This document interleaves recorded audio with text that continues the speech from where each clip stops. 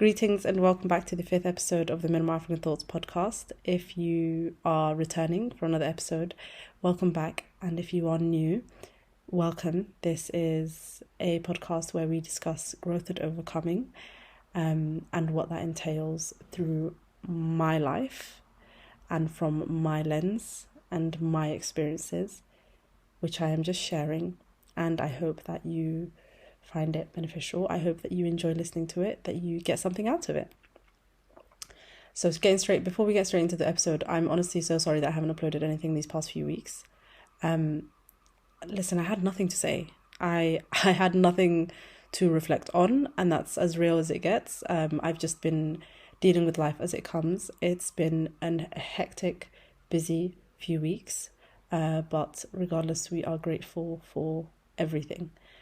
Something that I have been pondering over this past week or so is over the idea of not being held captive by negative experiences of the past.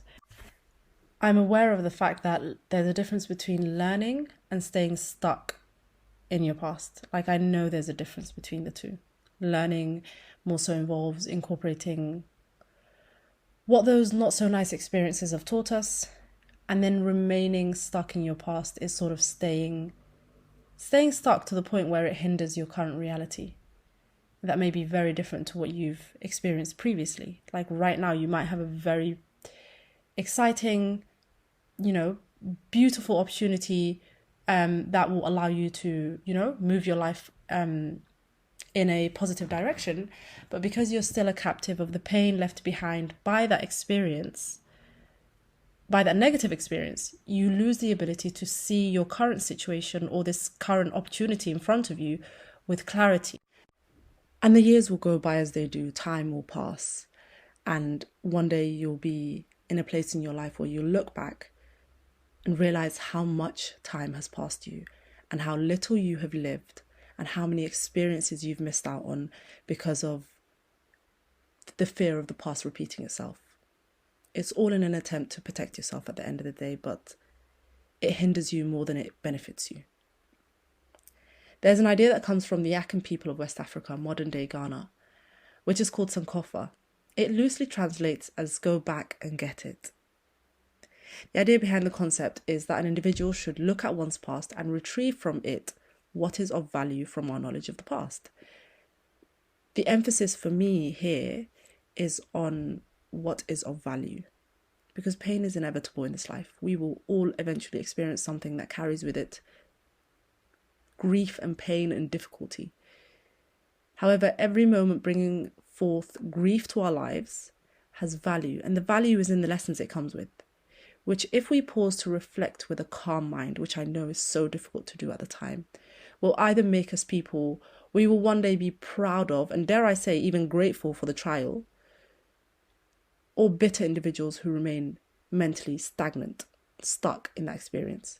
Despite the danger and the difficulty having passed you a long time ago, and life being very different, you're stuck in that situation. You're still stuck in that mental state. You're still stuck in that pain. And so you can't see all the blessings in front of you. Essentially, you are a captive of your past. I was so grateful to have come across this concept when I did. I wish I had a long time ago, but I think it came at the perfect time because it was exactly what I needed to help me carry out a deeper analysis of my life and how recent experiences, more importantly, have made me who I am today, how I see the world, how I view people, and use hopefully the results of that analysis to move forward with my life in a direction where one day I'll not look back and regret having lost love, opportunities and experiences, all because I'm mentally stuck in a past that is no longer my reality. So I say all of this to say, or not even to say, but to ask myself really, so what's next? Like, I've realized this now. I realize that I do need to carry out a deeper analysis of my life, my past experiences, and question myself as to why I am the way that I am and what I can do to not hinder myself. or number one is to get back in touch with, ground myself again and get back in touch with who I really am at my core. I'm a passionate individual. I'm a deeply loving person. I'm a hopeless romantic. And there are experiences, I am sure, just like everyone else on earth, that have chipped away at who I am at my core. And it's only really recently that I've realized I very much am a captive of my pain that was induced by these moments, these periods that were trialing in my life. But realization is not enough. But what I can do now, and what I have done, and what I will continue to do, is to sit with myself, get in touch with myself again, remind myself of who I am, because I think through these experiences that we have, we are told by others, not necessarily literally sat down and told who we are, but it's through the actions of others that we are informed of who we are. We think because someone behaves this way towards me, then this is who I am. This is what I deserve. But that's not the truth. And I think sitting with myself and reminding myself, you are a passionate person, you are deeply loving, you are this, you are that, is the first step. The second step is making a promise to myself. And I haven't done this before. I haven't done this ever in my life before. But really sitting with myself and telling myself, you will never, ever, ever allow the world to change you at your core. And whatever may come your way, whatever may happen in your life, you will never allow yourself to be changed at your core. You will see every trial, it's inevitable. You will be trialed. This life is literally a test, especially as a Muslim. You know that we are not here for continued pleasure and happiness, and this is not our place, our end. This is a bridge, a means to an end. It's a test. And I genuinely believe this, and I think this is a big part of what will help me, or what has helped me ground myself. But I will be trialed and I will be tested. But a promise that I've made to myself is to never allow those trials and tests to change me. Rather, I will use them to be even more passionate, to be even more loving, to be an even better version of myself.